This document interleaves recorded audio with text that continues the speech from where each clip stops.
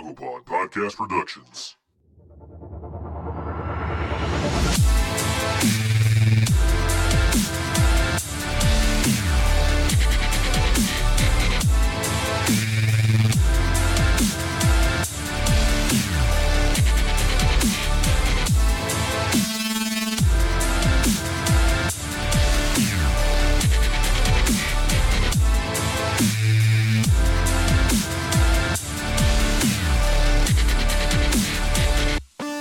You are listening to Fragging Out, an Overwatch podcast that pretends to like Overwatch, but is really a glorified audio snuff film, where we occasionally complain about Overwatch. Also, we are all stuck in Bronze Elo, so don't listen to anything we say. Have a nice day, you fucks. Alright, and welcome to Fragging Out, episode 10. Symmetra, the Last Lightbender. I'm Kibby. And I'm Kinder. And as always, we want to go ahead and give some credit to Afixa. He's the one that came out with our intro music there. Great guy. You can catch him on, what is that? I always forget. It's soundcloud.com/Afixa, EPHIXA. If you guys haven't, by this point, heard the entire song, hop on there and check it out. I'm sure you've heard me talk about it. It's great. Like I said, I'm Kimby, and this is Kinder. We're going to do a quick topic rundown for episode 10. Again, like I said, Symmetra, the Last Lightbender. As we all know, Symmetra, she is good at bending light.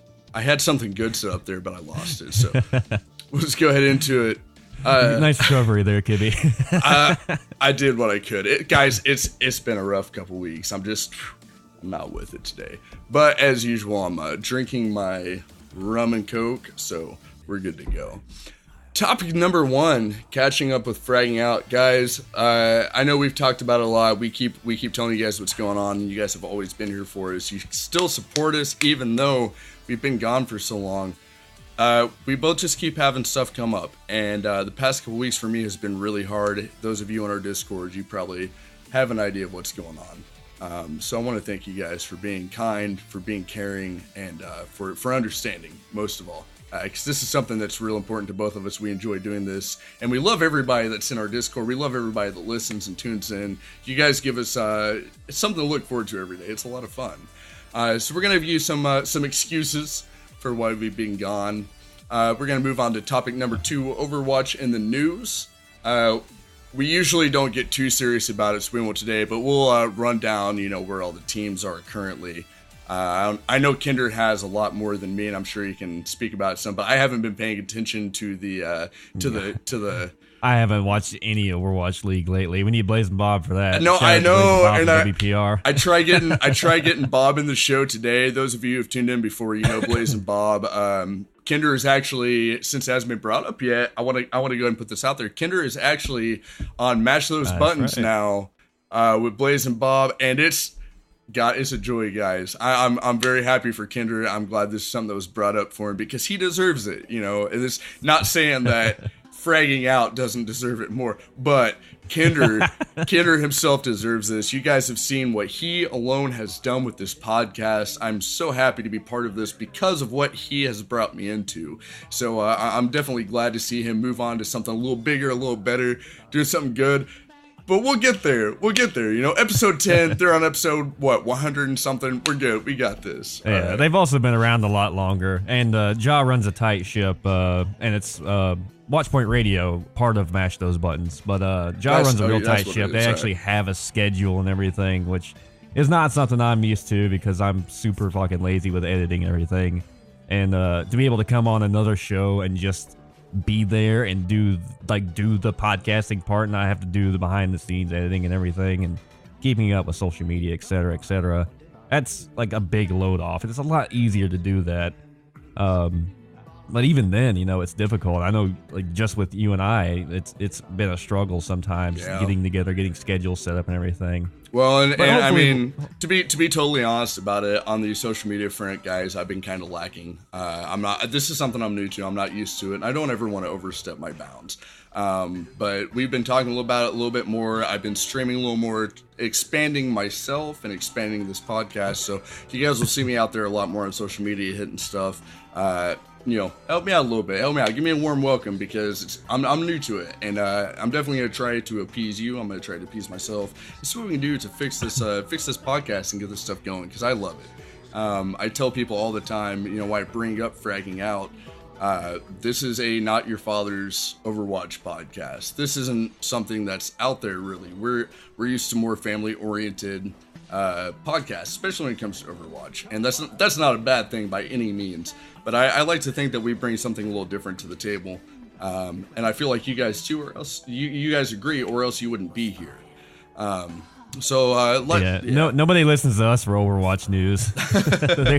They're here for the memes and cursing. That's it. And if you guys don't know already, Kinder is the fucking meme king. I've been trying to match his memeing for the past couple days on my own personal Insta, which, by the way, you can catch me on Instagram at KibbyX. Please feel free to follow me.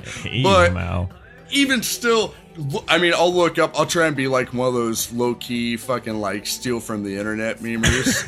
And I'll be like, what's the best, most funny Overwatch meme? And I still can't even come up with the shit Kinder hits on Twitter. So make sure you guys pay attention to him, because he's our prime Twitter guy, and he knows what's up with that. Real quick, Mackie V says Kinder times 3, Kibby times 4. I can only assume that means he's feeling the kib today, so All right, guys, like I said, topic 2 is going to be Overwatch news. We're going to hit down a couple things about the current teams. Kinder's probably going to be the lead on that, but we'll also hit around a couple issues that North Korea has actually hit in the Overwatch realm, as well as a new map. I actually didn't get to look up too much about this, but it popped up for me as I was working on some stuff for the show here. So we'll delve into that a little bit. Topic number 3, this is going to be a very close hitting home topic for me, guys. I'm going to get real for a second. I did bring it up in the Discord, and I'm going to bring it up on the show. This is not something I would normally bring up. This is something I normally talk about. It's very personal, very honest to me, and I feel like a lot of people have dealt with the same issue, so you understand why it's a little weird bringing it up like this. But this was one of my best friends. Like I said, guys, had a rough couple weeks, and within the past week and a half, 2 weeks, very, very, very unfortunately, someone very dear to me, one of my best friends, his name was John Gibson. Screen name, Animal Cracker. I'm going to throw it out there for him. PC Master Race, but also hopped on Xbox, bought his Xbox specifically just so he could play games with me. That's how important this person was to my life. He actually just passed away, guys. And it sucks. And it hurts, and it's not something I'm looking for sorrows from. It's something that I'm looking to celebrate, because he was a great guy. He really was one of my best friends. He cared about everyone. He was always there for you when you needed. So I want to shout this episode out to him. He was a Symmetra main. This motherfucker, we'd be on attack, and this son of a bitch would be like, I'm going Symmetra, boys. I'm like, no, we need another tank or another healer. Fuck you, I'm going Symmetra, boys. And he would every time. And this dude, I swear to God, he'd be gold everything. And the day I found out he passed, 20 minutes after I found out, I was like, all right, I'm going to play one round of Overwatch. I'm going to head down to Bloomington so I can be with friends and family and celebrate his life. And hop on Overwatch. I'm like, fuck it. We're on Anubis. I'm going to go Symmetra. We're on attack. I'm going Symmetra. And that's what we got. It was Anubis. I was on attack. I picked Symmetra. We had nothing but squishies. Nothing but squishies. Had a Mercy main, a Tracer, a Widowmaker. Nothing but squishies. And I kid you not, we won that fucking match in 4 minutes. The entire match in 4 minutes, bro. And that right there was a call from John himself. So guys, since this episode is going to be focused mostly around Symmetra and her changes, I'm going to throw it out there for him. Thank you guys for supporting me and for listening to this. And if you get the chance, Facebook, look him up, shout him some love. His wife would appreciate that, all right? John Gibson, thank you guys. All right, and moving on to topic number 4. As always, we're going to go into the future of fragging out. We'll talk a little bit about the Discord and the stream, what's going on with everything before we hop off. Let you guys know what's happening, all right? All right, now I just put his name in chat. Rest in peace, brother. He sounded like a really good guy. Hey, man, I promise you, is honest to God, one of the best people you ever meet in your entire life. And he was a huge gamer. He always made friends with gamers. I'm gonna let you guys know right now. I know that I spoke before about getting Raucus on the show. John was actually the one that was hooking me up with Raucus, and I never got the chance to speak with Raucus personally because John was the one dealing with that, and unfortunately, due to the events, I never got to speak with him. So I don't necessarily think that'll be something that's happening, but that kind of lets you know that the person that John had played with this guy since they were kids. You know, he always made friends with everyone. So that's why I'm asking you guys right now. If anything, come out of this show knowing we might be a bunch of hard asses, whatever, but we still love you. We still love each other, and we're a family. All right, so let's get on with the show. All right. All right, so topic 1, catching up with Fragging Out. That's what we just did, isn't it? Oh, no, we're on that now. For the most part, that's where we're at. I didn't write these notes, so yeah, it's probably not going to be for me to lead them. These are my notes. They're a little sporadic, a little out there today. But oh no, it's fine. They're good notes. All right, so how we about the current game, where the meta is. Good job, Kibby. I just saw that as you were reading it, and I feel like an asshole now. Oh, that's all right. We all know you're an asshole. So I'm gonna say this is talking about current meta and where things are at right now. It was more supposed to go as where we are in the current season and where the meta is. But, gotcha. But then I put, how are we doing on this comp season? My notes are all fucked, guys. Hey, you can understand, right? That's all right. I'll go ahead and start with that, though. I've only played a few games this season so far. I've been stuck on, I borrowed a Nintendo Switch from a friend of mine, and Zelda Breath of the Wild. Oh my god. Guys, if I talked about this on WPR yesterday. If you haven't fucking tried out Breath of the Wild, go get you a Wii U or a Switch or whatever and play this game. Like, I'm not one of those guys that does the IGN rating is like, oh, it's okay, 8 out of 10. You know, no. I'm critical. Very critical, especially when it comes to Zelda games. Like Skyward Sword, garbage. Absolute garbage. I have to disagree. I didn't like it. It was the very first Zelda game I just could not finish. I couldn't bring myself to finish it. And let me defend myself. I know we're a Fragging Out podcast, but I think we're allowed to talk about some other games. And seeing as Zelda is my favorite series of all time. This is the first game I ever played, was The Legend of Zelda on regular Nintendo. I liked Skyward Sword for what it was. I feel like it changed the meta, the backstory of Zelda a little more than it should have, if you will. But the fact that I was able to stand in my living room and put my foot up on my living room table and pull the Master Sword from the stone, that alone did it. I don't know. That alone did it for me. I had someone walk into the room, look at me, and say, "What the fuck are you doing?" And I'm like, "Bitch, go away, because I will slice you." All right. That's. I don't know. I loved it. You didn't come back with, "Oh, nothing, just jerking off." I should have. It would have been a better excuse. No, you're right. But no, like I told you, I was on my way home from Salt Lake City, Utah, which I got stranded at, by the way, by my job. That was a whole ordeal. Bought my own ticket home. Plenty of people heard me cry about that, so I'm not going to do it now. But it's a great story if you ever want to hear it. On the way home, I watched somebody play Breath of the Wild on Switch on the plane, and it looked great. You know, it looked amazing. My God. It's really, really good. And like I said, we talked about on WPR yesterday, so I'm not going to get too far into it. But it's what everything I hoped for. From Breath of the Wild, from looking at the trailers, from watching a little bit of the gameplay and things like that. It's addictive. It's sucked me in. It's when a game is able to pull me from Overwatch, and so far in the past year or so, there's only been like 2 games that have been able to do that. The first one was Doom, the new Doom, and the second one has been Zelda. And that's an accomplishment. When I get off of Overwatch and take a break just to play this other game, it's like I'm cheating on my wife, kind of. Like, it's that good. Which, not to get into things too much, but we don't have to worry about anymore, right? Oh, yeah, I'm a single man. I'm a free agent. But, but yeah, so that sucked me in, and I haven't really played a whole lot of comp, but I did play a little bit yesterday with the podcasters team, which is me, Bob, Mel, the other guys, those other folks that are on the team, Deathblow, I Play Games, from High Noon Podcast, and the Omnic Lab. Look, Kendra said this before. He's tried calling some people out before on the podcast from other podcasts, and he said specifically, I remember hearing this, there's just a lot of people, and it's hard to call all of them out. And he's absolutely right. I'm not even half as active as he is in all this. Oh, look, I was on two screens for a second there. That was nice. It was all about me. It was all about I was switching over to look up the names real quick.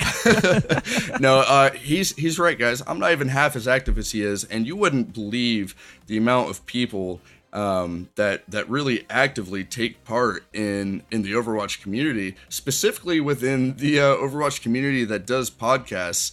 I mean, just looking right here, and Kinder, if you don't mind terribly, I'm gonna call a couple of them out real quick. We've got let's see, Mash Those Buttons. We've got Mash Those Buttons. We've got the Cavalry. Actually, if I'm not mistaken, I believe, who was it that just made this up? Was it Totemly Drunk that made up the podcast list? Yes, thank you for that, Totally Drunk. He's made an Overwatch podcast index, if you will, even down to podcasts that have gone inactive lately, podcasts that are more active, things like that. If you are interested in true Overwatch content as far as podcasts goes, hit him up on Twitter. Totem, I'm going to look up your Twitter real quick. You can keep going with that list of things if you want while I look at that. Oh, here we are. At Totemly, TOTEMLY DRUNK CTR, Totemly Drunk CTR, has that list. And Totem runs his own podcast as well, which is the OWLN show, the Overwatch League Network show, and Heroes Never Die. Yeah. Excellent podcaster, very active in the community. They have great game nights. Totem's a really good guy. He's really solid. Absolutely. And I mean, like before, guys, we've had Blaze and Bob on the show. Blaze and Bob's one of my favorites from WPR. He's part of Mash Those Buttons with Kinder currently. You guys should definitely hop over and check that out if you haven't already. It's a great group of guys. And if you get a chance, I'm sure that if he hasn't already, we'll link something to that list of Overwatch podcasts so you guys can see who else is active, because you should totally hop out and check these guys out. I mean, I know this is something I love to do, and I've barely been doing it as long as these guys have, so I can only assume that they want it as much as I do, if not more. So yeah, definitely hop on and check that out. Oh yeah, getting back to the topic at hand, we keep getting sidetracked, sucking everybody's dick. What I was going to say is the games that I played last night with the Podcasters Discord, it seems like Brigitte is here in a very big way, and Deathball is back. God. And I am extremely happy to see Deathball back. D.Va is kind of out of meta right now, at least for me. Aren't you I had a lot of trouble. Aren't you telling me the goddamn truth? Holy shit, I know. I was man. playing D.Va on the team, and it after the nerf, it's just so hard to confirm with her. Now, granted, she's extremely useful to flex out into a high ground counter, so you can get those chase downs on Widow and Soldier on high ground and things like that, where Brigitte is weak and where Deathball is really weak as a whole. But as of right now, we're running triple support with Brigitte, Reinhardt main tank, and a DPS, and it's working. It's worked out really well, and even having the entire team essentially flexing out for the Brigitte role and switching things in and out of there. She's really powerful right now. She's almost certainly going to get a nerf, I think. But it doesn't feel awful to play against her, even. If you have a Brigitte and they have a Brigitte, it feels pretty fair. You know, it doesn't feel bad if you play your role right. And she's not that hard to screw up with either. So, I don't know. I don't know how it's gonna go, but right now I really like this meta so far. I don't. Hopefully it will. Hopefully we'll have a few different comps that kind of work rather than just a single death ball with Brigitte comp. You say you're we'll have happy. To see what the Hondo changes and everything bring. God, I can't even fucking. You say you're happy right now. You start this out with Diva's not a viable character anymore, and then you talk about how happy you are. Fuck, dude. Mackie. I didn't say she wasn't effective. She's not as much of a must pick as she was. She's still effective. Mackie actually just said, I can't play my mains anymore. And Gabius said we have had successes in the lowers still with Diva. Mackie, I agree with you. I can't play any of my mains anymore either. And Gabius, I agree with you. Diva might be good in the lows, but fuck if she's not good in the highs anymore, man. I can't do anything. I'm out of mech immediately. I've still been hitting like gold elims, silver to bronze, 0 damage, which is great, cool, whatever. But I'm not doing anything to actually really help the team out. So I feel like a lump of coal when I'm playing now. Thankfully, I flex enough that I've been playing healer a lot more. But being as I am a tank main on Overwatch, it feels weird to me, and I didn't have a good placement time, Kinder. I don't know about you, but my placements were not enjoyable. Well, what I found, at least with Diva, is her play style in this meta has really changed. Whereas before it was very dive heavy, Diva. You dove in with your Winston, took care of business, fucked shit up, and got gold everything. That was how you played Diva. And with the nerf, that kind of went down a little bit, but you could still do it with good support. But in this meta, it seems to be more backline Diva that dives individual targets. So say you have a high ground soldier or a high ground widow or something like that. Then you dive that target individually, get them off high ground at least, even if you don't confirm the kill, you get them out of there, get good positioning. And then you go peel back for your backline again. For your tracers and any dive, things like that. You can also hurt Brigitte with your missile salvo. That takes down her shield pretty well. So she's effective. You just can't play her like you were playing her. I tried to play dive Diva a little bit, and it just did not work. But backline Diva seems to be the ticket right now with her. Yeah, and I mean, I'll tell you, as far as a standpoint from purely objectively a tank main, because that's just what I've kind of been pushed into / have chosen with Overwatch. I've noticed that Reinhardt is getting a little more in there, even with Brigitte, which I feel like Brigitte is just a total offset for Rein.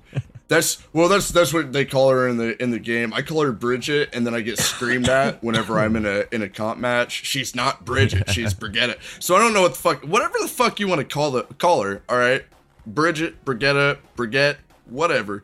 All right, I feel like she's not as much of a game changer to Reinhardt as people are pushing, because I've still been getting a lot of good pushes with Rein, a lot of good kills with Rein. Even though there's a Brigitte, whatever you want to call it, even though she's still there, but I can't do anything with Diva. And on top of that, what I actually have really noticed on Xbox, specifically, I don't know what you're doing with on PC, but what I've noticed on Xbox specific is Winston. Winston has just been killing it. Every match I've come up against a Winston, that Winston has been destroying everything. And I mean, since I have been playing this game, and I didn't start playing this game until last March, but since I've been playing this game, Winston's always been kind of a throw character.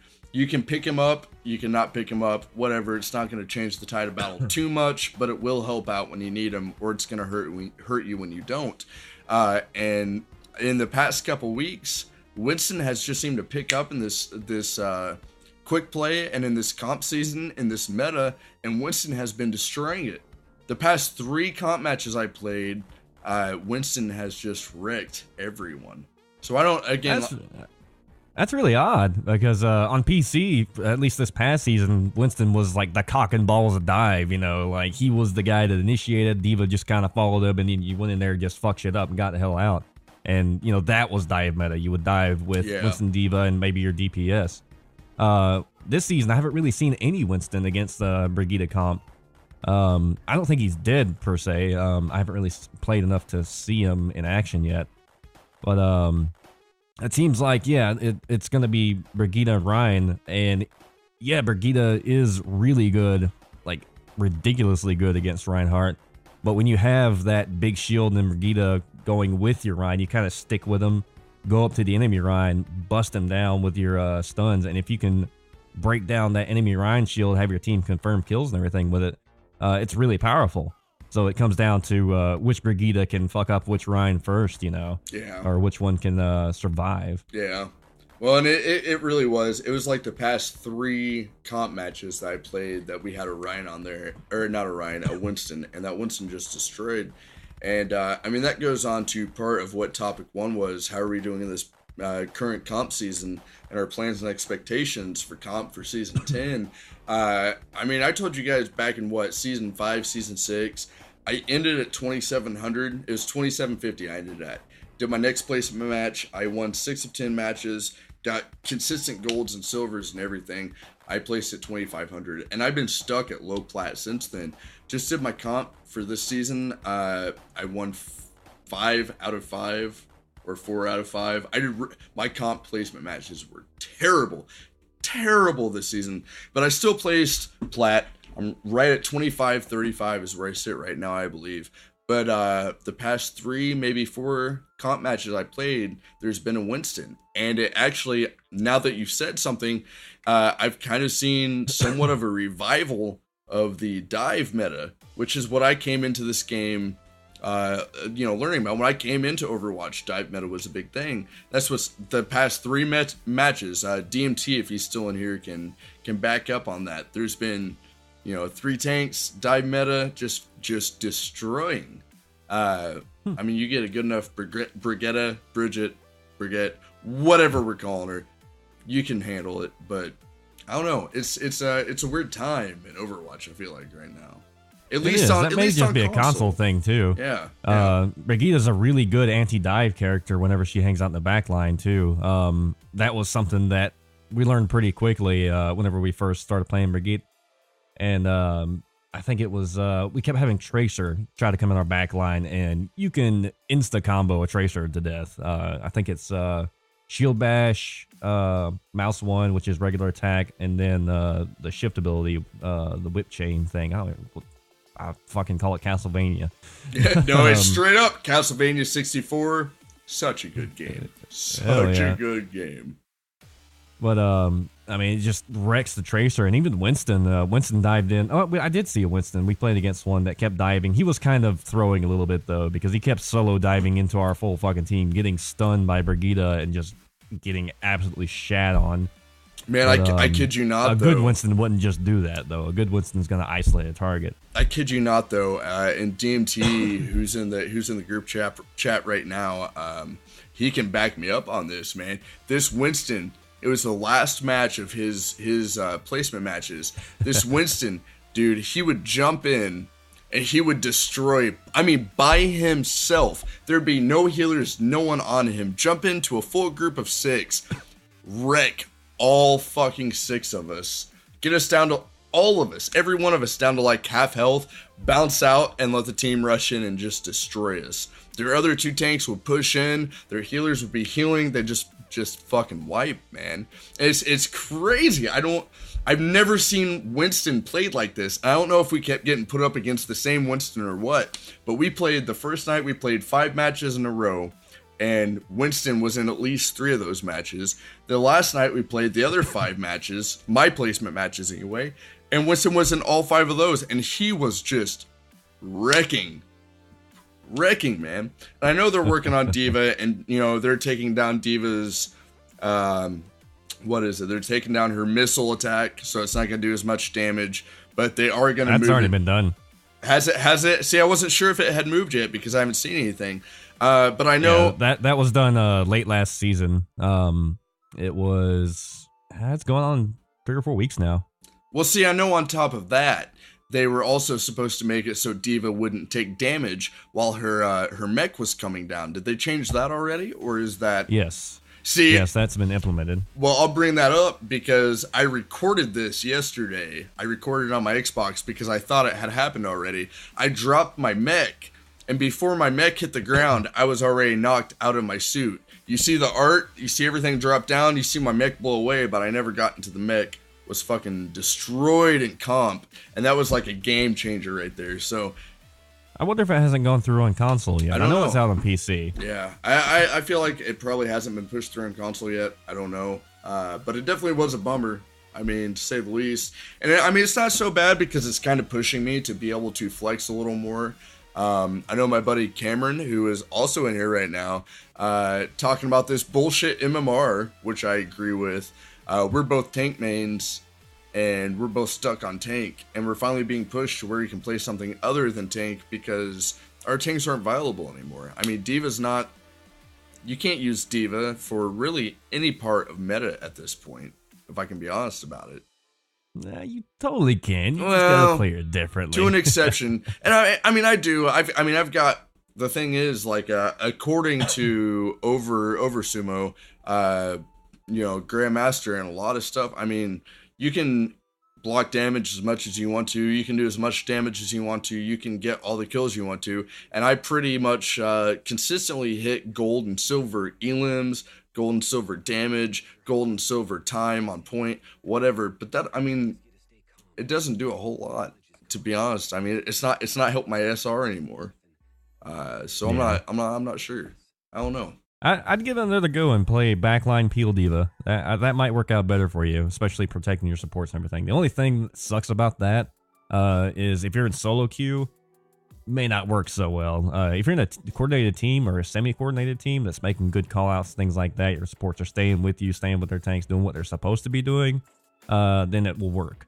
Otherwise, if you're in solo queue and everybody's just fucking around doing their own thing, you can't just go out and just frag like you could before with Diva. See, that's a big change. I've actually done better with solo queuing and duo queuing than I have 4, 5, or 6 stacking.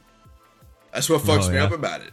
That's what fucks me up. Well, you also get placed against other 5 and 6 stacks too. Like even with the podcasters group, we have a couple of GMs on Smurf accounts, and which granted the MMR system places you with other Smurfs as well. That's been confirmed. So if you're trying to boost and you're having a really hard time boosting and you're thinking, oh, this GM that I'm queued with just sucks. No, the system knows that he's a GM good and well. It's just placing him with another Smurf on the other team. And that was confirmed by your Overwatch. There's a video somewhere out there. You can look that up. I just noticed that this closet door's open. So I'm going to walk back here and shut it. All right. Remind me to edit that out in post.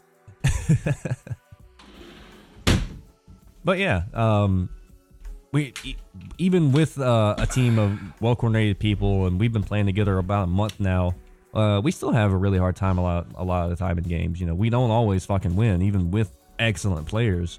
Like Deathblow and I play games; they're both very excellent DPS, and we struggle a lot of time. But we are getting better at coordinating, and that's just something you got to do when you're in a 6 stack. Yeah. And hopefully that'll be fixed before long. They're looking at, apparently anyway, the Overwatch team is looking at ways to make 6 stacking feel better instead of just like, unless you've been together playing forever, then there's no point. Well, and I mean, I don't know what they're going to do to fix that, because really when it comes down to it, 6 stack versus 6 stack, it's always going to come down to, are you better suited to play with these people than the other team? I mean, that's what else are you looking at there? That's purely going to be it. Whenever I play, if I 2 or 3 stack, which is what I generally do for comp, I generally get put up against another 2 or 3 stack and then a bunch of randos. And I'd much rather have that. I'd much rather have those odds than go up against a 5 or 6 stack that have been playing Overwatch together since the beginning of Overwatch. Where are you gonna get with that? You know, you can't fight against training. It's really honestly, and we're not gonna get into what this really is, but it's the nature versus nurture argument. You know, either you can work well together, or you're gonna lose against the team who has trained to work together for the past year and a half. Right. And that's what I always come up against, especially on Xbox. Like I said, I've been streaming a lot on Mixer. We'll get in a lot of people. Hey, you know, can we stack with you? Can we hook up with you? And we'll usually be, you know, 2 to 3 stacking. Yeah, sure, why not? We'll pull, you know, 2 people into the. So we'll be doing a 5 stack with 2 people we don't know that we've never played with against a 6 stack who's been playing together since fucking season 2, and we get wiped. You know, that's gonna happen, especially in console. Yeah. And I will say though, since we've been queuing with this 6 stack, especially with people that really know what they're doing and know how to run a team, Overwatch has felt a lot better than solo queue. Like I was getting real burnt out on Overwatch there for a while, and I brought this point to death really, so I'm gonna stay short on it. But the thing to do seems to be, if you have an alt account and your buddies have alt accounts, especially if you're on Xbox or PS4, I mean, there's no reason not to. Just get together on alt account, do placements together, and then play like that for a little bit. Get your team synergy up. Really work on your callouts and things like that. Don't give a shit about SR for a little while. And then once you feel more comfortable, go into comp on your mains and see how things go. Because our first 2 or 3 nights were rough. They were really, really rough. But we all kind of kept a cool head for the most part, except for Bob. But, we all kept a relatively cool head about things. And then, right? Hey, DMT Graphics, thanks for the follow. But once we got in the zone, once we started getting our call-outs right, once we started coordinating dives a little better, learning our roles and things like that, then things started coming together and we started winning a little bit more than we lose. And that's always a lot more fun. All right, so topic 2, I think it's about time to move on to there. We're already running high on time. Right. So right now, the team standings in Overwatch League, there are 1,001 different Overwatch League podcasts. So if you want to really listen to some Overwatch League stuff, check out the OWL recap. The Match Those Buttons has a couple of them. I'm sorry, Bob, I can't remember the damn name of it. Look, I didn't put this in here so we could tell our people how the league's going. I put it in here to fill shit, all right? I didn't have enough content to go with the show. I'm just kidding. Oh, we can make content, baby. I'm just kidding. I'm just going to do a quick rundown of the standings right now. At number 1, Boston Uprising, followed by New York Excelsior, LA Valiant, Los Angeles Gladiators. That's rounding out the top 4. Those are the ones that are in the playoffs right now. Philadelphia Fusion, Houston Outlaws, Seoul Dynasty has gone down to number 7. They were the number 1 pick for a long time there. San Francisco Shock rounding out number 8. London Spitfire at 9. My boys, the Mayhem, they're down at 10, but at least they're above the Dallas Fuel. Fuck you, Bobby. Followed only by the sad Jordan Shanghai Dragons at number 12. Is that your team? Because I thought your team was Boston. Wasn't it Boston? You know, I hate Boston a little less than I did before now. They are really fucking good. It's kind of ridiculous how good Boston Uprising is. I could have called you out as a Shanghai fan, and I didn't. I wish I would have, but it could always be worse. I don't know if you saw this or not, but currently Shanghai is placed as basically they've had the longest lose streak out of any pro sports team ever in history at this point. I can't. It's brutal. I'm gonna have to look it up real quick. When we take a break, I'll look it up. But they were tied as of 2 days ago. They were tied with the longest losing team in the history of ESPN. So Shanghai's Jesus. Shanghai, needless to say, is not. They're not doing so great right now. And I forget what the guy's name is. Hang on a second. I have it in some notes somewhere. But somebody was playing against Shanghai Dragons in the Overwatch League and teabagged a member of the Shanghai Dragons. DMT Graphics. He just said that. I was like, what? I'm looking it up right now. So please explain this to me because I've not heard this before and I'm dying. I'm dying to hear about this. Oh my god. All right, so here's the story. Let's see. What? Oh, in a tight, I'll read this out. In a tight game between the Fusion and the Shanghai Dragons, I'm not even going to try to pronounce that correctly. Jae-hyuk Carpe let his opponent Ji-hyun Ado. So Carpe was teabagging Ado. Know all about it after killing him with a cheeky teabag. If you don't know what a teabag is, get the fuck out of my podcast. So, yeah, Carpe just teabagged the shit out of Ado from the Shanghai Dragons after getting a kill and got booed like crazy for doing this. Normally, that would be just like a non-issue. It would just be like an oh moment, you know. It was like, oh shit, that disrespect though. But when you do it against the Shanghai Dragons, it's kind of like picking on the slow kid in class. It's like, is it though? Was it necessary? Because now you're making excuses for a team that just sucks. I don't know. I'm gonna say it. I mean, I hate to put it that way. I really hate to put it that way because I fell into a burning ring of fire. It went down, down, down, Shanghai. No, really? Sexual assault, though? And that's what I'm looking at right now is teabagging controversy. Sexual assault online. Was it really considered that? They are. I'm looking at it right now. Overwatch teabagging now considered sexual assault. This is through GameFAQs on GameSpot.com. It is the second website to pull up on a Google search about it. A sexual assault. All right, look. You guys know me. You've heard me enough in the past 10 podcasts that I'm a very what is it that DMT always calls me? A social justice warrior, right? So I'm all about supporting those who are downtrodden and treated like shit. But if you're going to call someone teabagging you over a video game sexual assault, then I think you yourself should be thrown into jail for being such a bitch. All right. That's all I'm saying. Agreed. That's all. You're crying over someone teabagging you in a video game.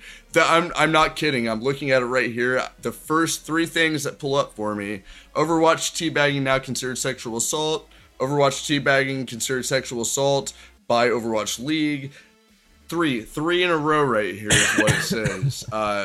You're trying to compare teabagging in a video game to actual rape. Guys, come on. That's brutal. Come on. I'll meme all day long. I'll meme all day long. And we've got some fucking lewd motherfuckers in our Discord. But I'll tell you what, they wouldn't pull shit like this, right? Oh, absolutely not. I don't know. Oh, man. This is absurd. This is absurd to me. And I fully understand needing to pull in, tightened security, if you will, not letting gamers get out of hand, especially when you're in the NFL and you can't even celebrate when you get a touchdown. But to teabag somebody and consider that sexual assault, that's absurd to me. I don't know. I mean, I come from the Halo days where teabagging was a way of fucking life. A way of life, man.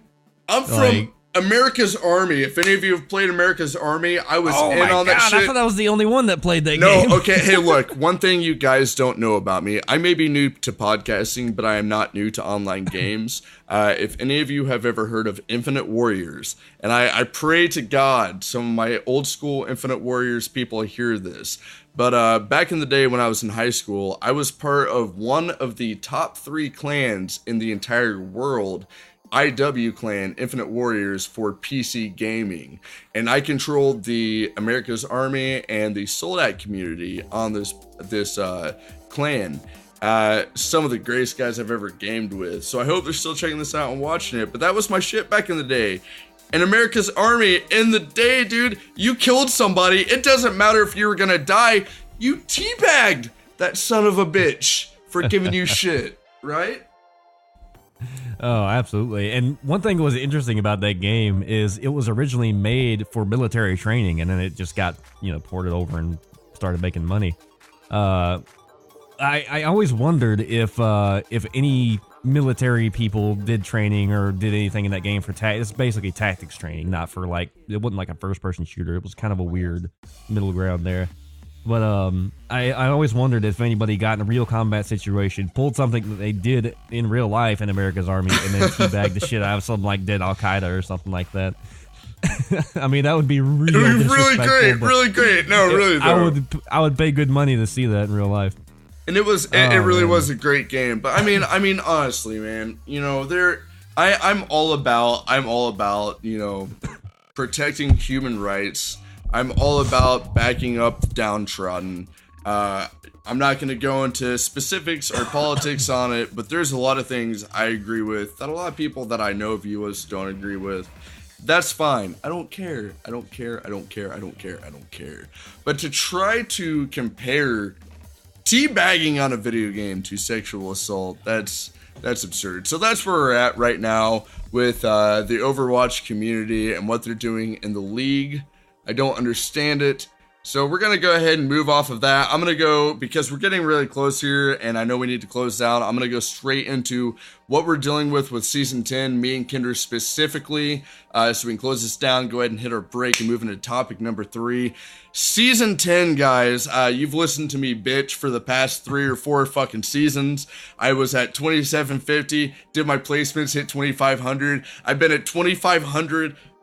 Average 2,500 for 3 seasons now. And guess what? I did all my comp places. I hate to say it, but I went like 4 and 6. Hate to say it. I know that feel, bro. I still hit 2,500 though. I'm still plat. But all I want is that diamond. So I did my last placements. Like I said, I went like 4 and 6. It was like I'm almost positive it was 4 and 6 because I lost that last one. Still hit platinum. I'm really hoping to get close to, or hopefully even see diamond this season. I don't know, Kinder, where are you at right now on PC? I actually have not done my placements yet. I've only done a couple, but I assume I'll be right around the same boat on PC. I've been hovering around that 2,500 area. We talked about this before, at least on Watchpoint Radio. I think we talked about it here before too. I am absolutely convinced, and a lot of people agree with me, that high gold, low plat is the one true elo hell.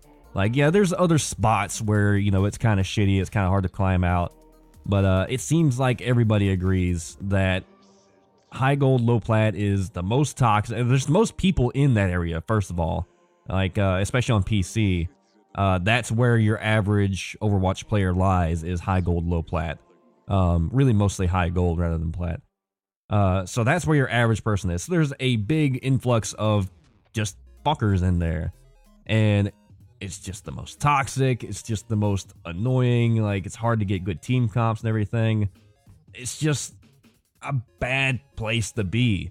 And it's weird. As soon as you seem to cross that 2650, 2750, who's that running across the back of you there? Not even that for fucking console. Go ahead with what you're saying, but I've got something to say. I was gonna say, as soon as you seem to pass a particular threshold there in mid plat, things just seem to get better. You know, even if you're not winning necessarily all the time. See, I can see that. Yeah. Everybody just seems to be nicer, at least, you know, and it seems to want to work with you, even if you don't win. You know, you're having a better time. But playing, and that little area, Josh said it best. Playing in that SR is like playing the last 10 days of comp all the time. You know, that those in the season bastards, it just seems to hang out there constantly. It's just terrible for solo queue. Yeah. Well, and I think with what you said, I think a lot of that has to go with what they did this past season with making it so, you know, if you're diamond rank or higher, it doesn't go according to what you do, it goes according to your team. And I feel like the closer you get to diamond, the more realistic that becomes. And that's I feel like that's where I'm stuck at. And I've been talking to a lot of the people that I comp with consistently. The people that I comp with consistently, which are actually in this group, have been in this group at some point tonight, they know, you know, we play with people who are a little under our rank. So when we go in and we play with them, we get hit with lower ranked people. If we lose a match, we lose so much SR, it's ridiculous. If we win a match, yeah, it's absurd. It's absurd. If I make 8 SR, 10 SR, I'm lucky. If I lose 20 SR, I'm lucky, because generally if I lose a match, I'm losing 20 to 30 SR. But we'll get in, play with these people that are so much under us, but they're friends of ours. We don't have a problem with it. We don't have a problem with them. It's a matter of the MMR and the SR and how it runs.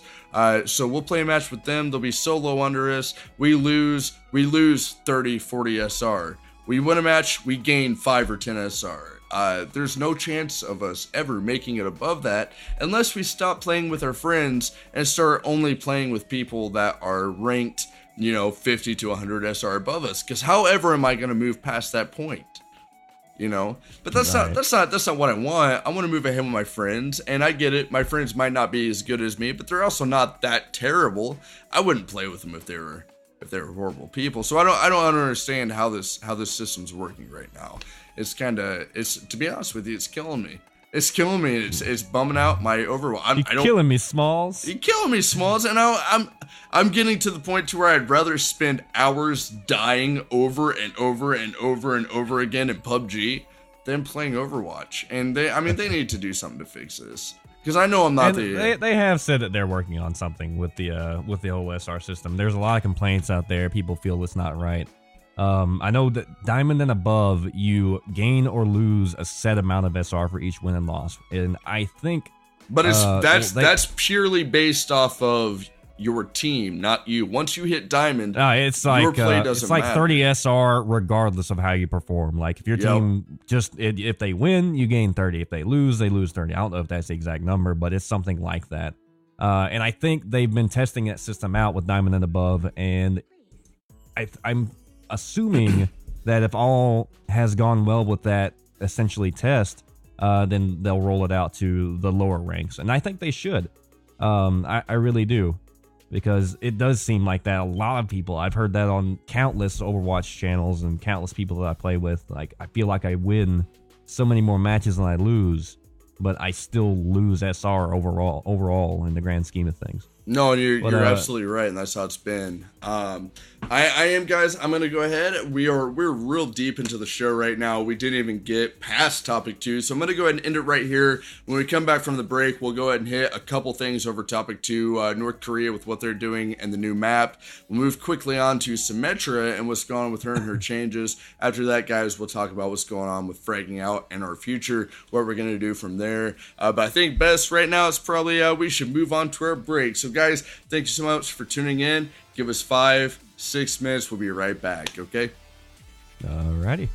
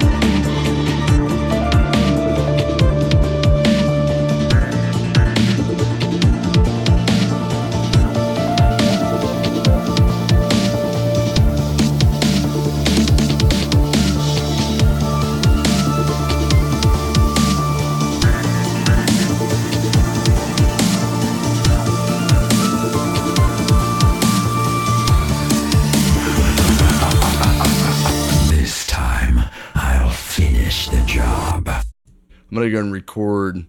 Nope, I didn't. So just to go over that real quick, since I didn't record, guys, we hit the North Korean issue where they've had hackers. North Korea has been hacking games, being able to look through walls, being able to see people through the game. It has caused a lot of gamers a lot of grief. Overwatch has caught up to it and has actually ultimately banned and fined multiple North Korean gamers $10,000+ for hacking. On top of the hacking, we actually have a new map coming out, which I haven't gotten to check out at all. I haven't gotten to see anything about it, but it is called Rialto. Kinder, have you checked out this new map yet? Do you know anything about it? I have played a little bit on it. It's different. It is a payload map, and there is a shit ton of high ground in this map. I have no idea how to play it, really. I won't really know much about how to properly play this map until I see the Overwatch League play. we did play a couple of rounds on it just in game nights, and it's tough. Like, it's a whole different dynamic. Like, it's different from any other map that is in Overwatch right now, and that's a good thing. It's not a bad thing at all. It's just so different. Well, and if I can't step in here real quick, I'm sure what's concerning a lot of the Overwatch community as well as myself. Am I incorrect in saying that the last map that came out for Overwatch, the last real map aside from side games, was the Winston map, the Horizon, right? Is that the last map that came out? Right. So go ahead. Yeah, so I know myself as well as a lot of other Overwatchers have had an issue with the Overwatch Horizon map, just because it's been a pretty unfair map and it really hasn't done a lot to help any of us as far as comp has gone. Is this new map going to be the same thing? I mean, are we looking at something that, they're going to drop this map for 2 weeks, let's test it out and then throw it in comp, and we're all going to be screwed because of it? I mean, I don't think so. Just playing it in game nights, and granted, we had teams that had Grandmaster players on both sides, people that really know what they're doing. And it felt, for the most part, it felt pretty fair on both attack and defense. It didn't feel at any point like it was just something was just absolutely broken. It didn't. Of course, you don't. Nobody knows the map. Nobody really knows the strats for the map yet. So it was a little bit all over the place in some points. But it never. And at no point did it feel like, oh, this is fucking broken. Like a lot of stuff you see on Horizon. You can't just like set up a torb and just go to town somewhere. Yeah. But it does feel like with the Symmetra changes and everything that are coming through, that it was built with that in mind. So I think Symmetra was going to be pretty strong here. The new Symmetra is going to be pretty strong here. Okay, and one more thing about this match that is confusing me and may confuse others as well. I'm looking it up and I'm having trouble discerning. I'm seeing a lot of stuff that says this new update for the map will go live May 3rd. Is this an update for the map and for the game itself, or is this PTR specific? I actually did not look at that. Hell, I really should have done research on that. What I'm showing right now shows update as of May 2nd. Rialto goes live May 3rd on live streams. But I also, like I said, this is the first I've heard of it. So I assume if it's been on PTR at all for you guys to test out, it'll be out May 3rd, like they say.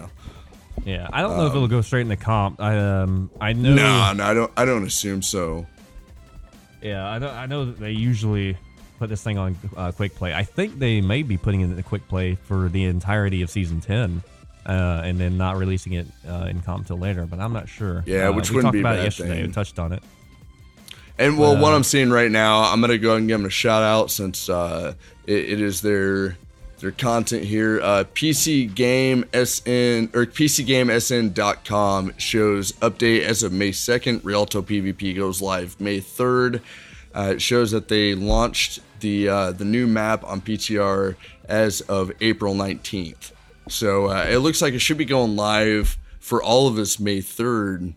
But this, like I said, I've been trying to keep caught up with everything with all the stuff that's been going on. But this is the first I'm hearing of this map. So kind of new to me, but I like it. Like you said, I don't think it'll be anything that's going to go live on the comp anytime soon. It'd be a disaster if it went straight to comp, especially with how it is now.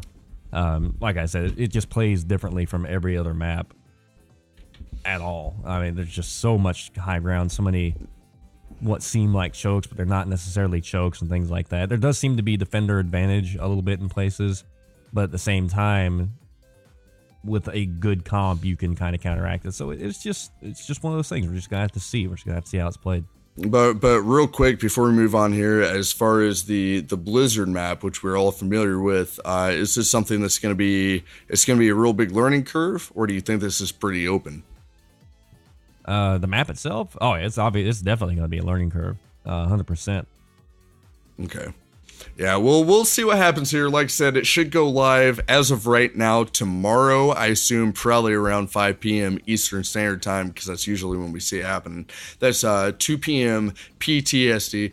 We're going to go and move on to topic number 3 because we're well past the break here. Topic number 3, Symmetra, a dark side of the light, which I'm really excited about. Like I said, guys, this show is specifically to me for my buddy John Gibson, who just passed away recently. He was a Symmetra main. I feel like he'd especially enjoy this episode. So fuck him, fuck you. Let's get this going. Topic number 3, Symmetra, Dark Side of the Light. The Symmetra alt change. I'm going to have to pull my phone out for this one, guys. If you're in our Discord, if you're following me on Instagram, or if you follow us on Twitter, it's going to be twitter.com/fragging out. That's going to be twitch.tv/fragging out. And that's going to be for my specific Instagram, KibbyX. You can find me there. Kendrick, go ahead and throw your Insta out. I don't use my Insta for any fragging out stuff. I need to make a fragging out one, but other than that, it's just twitter.com or Twitter @fraggingoutpod is the one that I use for most of our fragging out stuff. Or my new Twitter, my new personal Twitter that also is kind of linked to it. It'll be Twitter @nerfkinderplus PLS. Wasn't the best setup there, but don't you guys worry, we'll get it. You all know it's all right. So as far as the new Symmetra alt, we know what the new Symmetra alt is going to be. We know what Symmetra's new attacks are going to be. I've got all of the information pulled up here. I feel like Kinder's probably already gone over it, so we'll talk about that. Tonight, guys, we're going to do a giveaway. For those of you who haven't been with us, we just came out with some Fragging Out t-shirts. We made some good sales. For all of you who backed us up on that, thank you so much. We sold quite a few t-shirts, actually, to be honest with you. I'm pretty happy about the amount of people that were interested in them. But yeah, we sold something like, I think I ended up doing 15 shirts total, and we sold all but 2, if I'm not mistaken. All but 2. Yeah, all but 2. So we currently have 2 t-shirts up for grabs for the Fragging Out podcast, which we're going to give out for free. At least one of them. We haven't decided yet because we haven't had time to talk, but we're going to decide on the show right now so you'll know.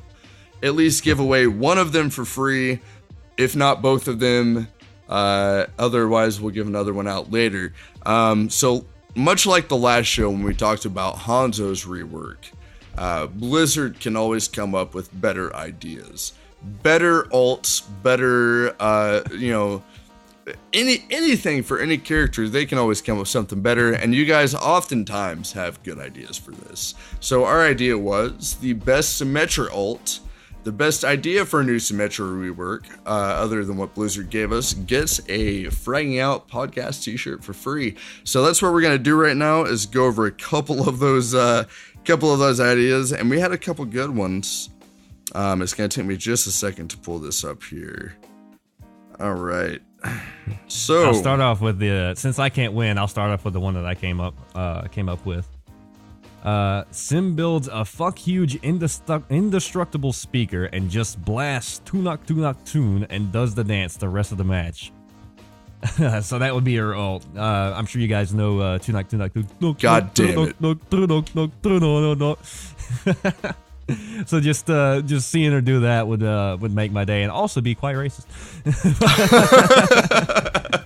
I really honestly, I just want to see Symmetra rip the top half of her shirt off with full tattoos and start singing "You're Welcome" from the hit Pixar movie. Fucking Moana. From the hit Pixar movie Moana. You're welcome. All right. You're welcome. It'd be great. Who can argue against that? Let me go ahead and pull this up real quick. We've got a couple more. All I'm saying is the best song in that fucking movie was Tamatoa, hands down.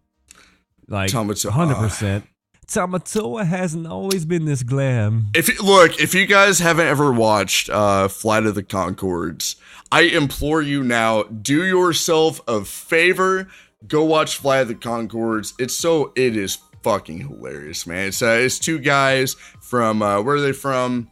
Not Australia, but New Zealand? New Zealand. Two guys from New Zealand. They perform music. The whole show is about them trying to get big and famous. One of the guys is in Moana. He plays a crab. It's hilarious. If you haven't seen it, please check it out. Both of the shows, the movie and the show, it's great. It's great. But yeah, we're gonna go ahead and move on here with the ideas for the Symmetra alt. Symmetra's current alt that they are reworking her to is, if I'm not mistaken, basically similar to a Maywall. Am I incorrect on that, Kinder? Kind of, sort of. The way that it seems to be described to me is she puts down essentially a Orion shield, but it's effectively goes across two walls or goes across two areas like infinitely, and it has 5,000 health. And I believe one of the comments said if you were to put it out in a wide open area, it would effectively be an infinitely sized Rhine shield. So she just puts that thing down and just has a big ass fucking unlimited barrier that has 5,000 health. It's an interesting dynamic, but like we said, I think they could have done something a little more interesting with it. And you want to get us into those fan submissions there, Kibby? Yeah, definitely. I mean, there's always more things that we could do with Overwatch and with the characters. And I don't necessarily agree that this Symmetra alt is the best that they could choose from. But some of you seem to think that you have a little bit better ideas. So we're going to go with a couple of these. I don't think Kinder has heard any of these yet. So I'm going to let him be the main decider on it because I've had time to sit and look at them. Our first submission, Symmetra's new ultimate. This one, for obvious reasons, hits me a little deep, so I'm just going to say it. Symmetra's new ultimate immediately deletes Symmetra from the entire game. So, I can understand where you're coming from with this, but from a biased standpoint, I can't agree. So, Kendra, you go ahead and tell me what your grasp is on this new alt. That's a really good one, but it's got to be called Jeff Kaplan. Press Q to Jeff. Press Q to Jeff. And if you don't know what that means, then you need to go meme some more.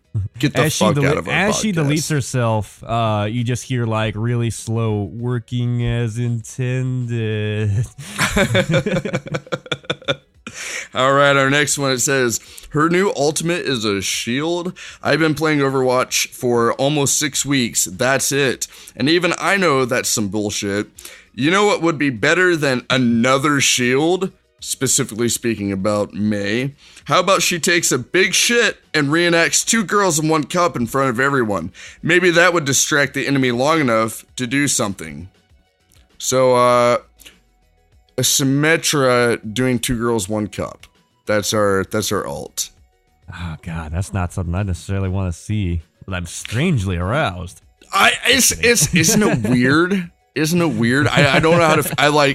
It disgusted me, and I wanted to say, yo, no, dude, fuck off with that. But at the same time, I'm kind of like, It'd be like the train wreck aesthetic, you know, it's horrible, but you can't look away. For the sim alt, she switches to a better hero. So it seems like we just have a lot of Symmetra haters. Yeah, I was gonna say there's a lot thrown in on here, which is it's very confusing. Because I don't know. I always thought Sim was a decent character. Let's move on to our next one. Let's see. You choose Sim upon reaching her ult when you use her ult.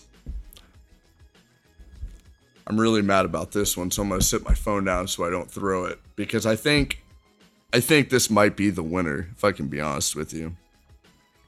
Upon throwing Sim's ult, your Xbox One disappears and turns into a PC master race.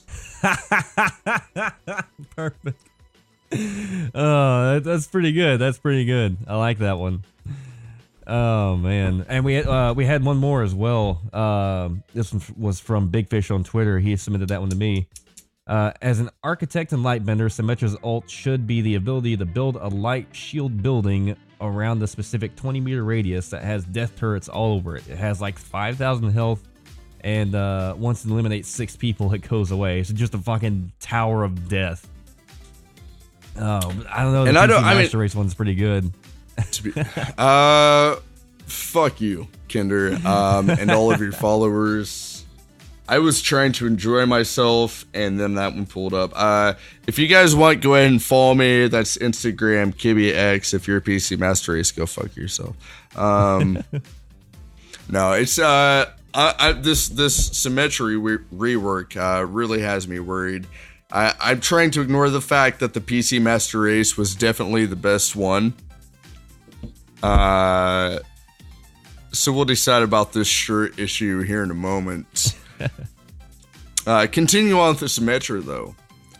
From what I understand, if I'm not mistaken, Symmetra, when she sits, she still has teleporter, correct? And when she sets her teleporter, certain alts can alt through that teleporter, if I'm not mistaken. Yes, the way it supposedly works right now is she has her teleporter as one of her just abilities, not an ult anymore. It goes down to 300 health, and you place one entrance directly in front of you, and you place the other one up to, I believe it's 30 or 25 meters away from Symmetra. So it's not like a base to point teleporter anymore. It's just like a set your tele to move wherever. And you can teleport an unlimited number of people, but it's on a timer. So what you can do as well is you can teleport Junkrat Tire, you can teleport Diva ult, you can teleport pretty much any ult that you throw, I'm assuming. So like even a Mei ult. So get the telly down real quick, put it behind the team and say, oh shit, and get some really sneaky quick plays. I'm just saying, could you imagine just a diva? You kill a diva, and then shortly after you see a diva ult shoot out of nowhere right on. Oh my god! After watching Diva die and decay the way she has, this just makes me so happy. It really does. Man, it's gonna make for some interesting plays, and it may also be really effective in the new kind of Death Ball Turtle comps too. Because the biggest problem at high gold, low plat seems to be Rhines that just kind of stall at the choke, you know, they never want to move up. So if you have a sim that can just place a fucking telly where the hell ever, then you can move that. That Rhines going to move. If there's a teleporter right there, he's going to go. So I think it'll be really good for getting rid of a lot of the most annoying chokes. Whether or not it's absolutely going to just screw over defense, that's another thing to see altogether. But I think it's going to be really interesting to see what happens with the meta when she has those changes go through. Well, and that's one thing that's always pleased me about Overwatch is the fact that the meta never stays the same. And when it changes, a lot of games I've seen, when they try and change meta, they try and go for huge changes. Not just like one character is going to be completely changed, so it may change the whole game, but an entire section of characters has changed. Specifically, I'm talking about things like Dota, what's the Xbox one I play all the time? It's not Heroes of the Storm, is it? No, it's like Heroes of the Storm. Anyway, I can't think of it. But anyway, these games like Dota, where they'll take a character, or not a character, but an entire section of characters. If you're an assassin, well, we're going to change all the assassins to play this way. We're going to change all of the mages to play this way. Overwatch is more specific about, well, we're going to change this one character. This one character is a defense character. We're going to switch it from defense to support. We're going to switch this character from support to tank. I mean, obviously support to tank doesn't make sense, but you get the point that I'm getting at here, right? They're more specific about the characters they're changing than the mains themselves, than the selections themselves. One thing that I could complain about is that Symmetra is going from a support to a defense. I would never complain about that because personally I feel like Symmetra should always have been a defense character in the first place. Everybody thought that. Every person who ever played Overwatch thought that. Exactly. why is she a support character? So I'm glad that they're doing this, but her changes to her ult and everything, I'm not sure how that's going to be. And I don't think any of us, even in PTR, you can say, yeah, this is a good change. No, this is a bad change. But until it actually comes into play, we're not going to know. So I really hope that this is something that changes not Symmetra for the bad, but the game for the good. That's what I'm looking for. I don't think it's going to be overpowered or anything. I mean, it's going to be strong for sure, but I don't think it's going to be like overpowered because you can still just fucking walk through it. It's going to be a stationary shield, kind of like an Orisa shield. It's just really fucking huge. Yeah. And, you know, I mean, it's going to take some real usage to get any value out of it, you know. Well, and this is my question on top of that, which you can probably answer, and I'm sure people are wondering this as well. When it comes to the wall itself, does it only block enemy fire? Is it going to block ults? Will it block a Diva ult? Will it block a Junkrat ult? Or is it only going to block regular gunfire? How's this going to play out in the game? From my understanding, it works just the same as any other shield in the game right now. Like a Riot or Orisa shield, you can just walk through it. You can drive a Rip Tire through it. You can throw your whatever through it, like your Diva ult through it. You just can't shoot through it. Okay. So yeah, so it's not going to be any different than really any other shield in the game, which can be a bit of a bummer. But again, I mean, with the fact that you can put down a teleporter without having to ult, it's going to be hard to tell how much of a game changer this is going to be until it happens. It's like taking away Mercy's 5-man res and putting it down to a 1-man res with a little bit of a speed boost. We're not going to know till it happens, you know. So I'm excited to see the changes. I personally, like I said, this show specifically because of the changes to the specific character, I feel like John would be happy with it. So I'm tickled to death to see where this is going to go. And God damn it, if I'm not going to be a fucking Symmetra main for a minute, a Pens fan. I've been rooting for the Pens. John was from Pittsburgh, Pennsylvania. Been rooting for the Pens for the past week and a half. They're currently down 2-1. Guys, give the team some love. Give the team some love. Come on, let's push this through. All right, just for John. All right, guys. So we went ahead and went through that. Before the end of the show, we'll let you know who the winner is of the T-shirt for the new Symmetra alt idea. We'll go ahead and move on to topic number 4 real quick because we are cutting down on time. We've been going for quite a minute here, actually, an hour and 16 minutes. Love you guys. Thanks for sticking with us. Topic number 4, the future of fragging out. We're going to talk about the Discord, the growth, what we're going through, what we're going to come up with next. Kendrick, go ahead and go through with it, brother, because you've been working the hardest and you're getting on with this new group. I want you to talk about Mash Those Buttons. Let us know what's happening with you, with Bob, with the new show. What's going on, man? What's going on? All right. So, yeah, I like we said at the beginning of the show, I did just start with the Watchpoint Radio podcast, part of the Mash Those Buttons. They have a Discord and everything as well. I'll post that in our Discord, which is going to be discord.me/fraggingout. We've been getting people in pretty regularly. Discord growth's been pretty steady. We haven't really been putting out content too regularly, so considering that we haven't been putting out all that much content, the growth continuing has really surprised me, and people are active for the most part on our Discord, more so even than a few of the other podcast Discords. I think it's just because the people we have there are pretty fucking awesome. I love our shout out to our Discord crew, and I mean, it's great. I really think Discord's probably the best part of our podcast community by far. Right now our listenership is, as always, it's kind of low just because we haven't been putting out content. When we do put out content, our listenership shoots up and people seem to enjoy. So there's no reason that I see to stop doing fragging out, anything like that, just because I'm heading over to Mash Those Buttons and WPR. I talked about that a little bit last time on the show. I see no reason whatsoever to stop fragging out. So we're going to keep doing content whenever we can. As far as closing plugs, of course, we have our website at www.fraggingout.com. That went through an overhaul not too long ago. It looks pretty decent. Seems to be holding out. Nothing seems to be completely broken. Once again, our Discord is discord.me/fraggingout. Our Twitter is Twitter at FraggingOutPod. You can catch anytime you want to keep up with our shows when we're coming out, when we're going to start streaming, anything like that, occasional memes, things like that. It's going to be on our Twitter. Then we got my personal Twitter at NerfKinderPlease, PLS. Kibby, what is your Twitter? My Twitter, actually, which I'm going to start getting more active on as of late. I've started streaming again, so I want you guys to hop on if you can. My current Twitter is Kibby_X. If you hop on there right now, you won't see a whole lot, but I'm going to start hitting it as much as I can. I've started streaming a lot more on Mixer as opposed to Twitch, just because it's a little easier for me. If you guys can, hop on, make a Mixer account. If you already have one, hop on, check me out. I'm mixer.com/KibbyX.